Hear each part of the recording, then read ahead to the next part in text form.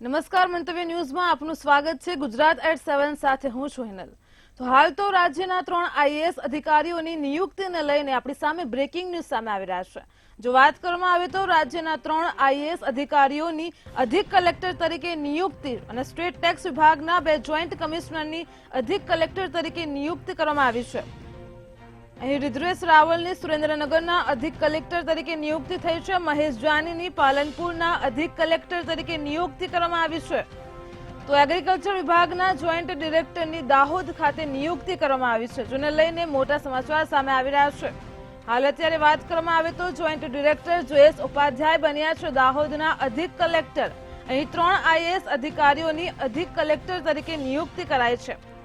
તો state tax વિભાગના 2 joint કમિશનરની અધિક કલેક્ટર તરીકે નિયુક્તિને લઈને બ્રેકિંગ ન્યૂઝ સામે આવી રહ્યા છે। એગ્રીકલ્ચર વિભાગના જોઈન્ટ ડિરેક્ટરની દાહોદ ખાતે નિયુક્તિ કરાઈ છે, તો મહેશ જાનીની પાલનપુરના અધિક કલેક્ટર તરીકે નિયુક્તિ થઈ છે।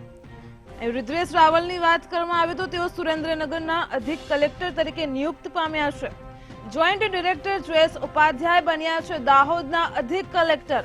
હાલ તો રાજ્યના 3 આઈએએસ અધિકારીઓની અધિક કલેક્ટર તરીકે નિયુક્તિ કરાઈ છે।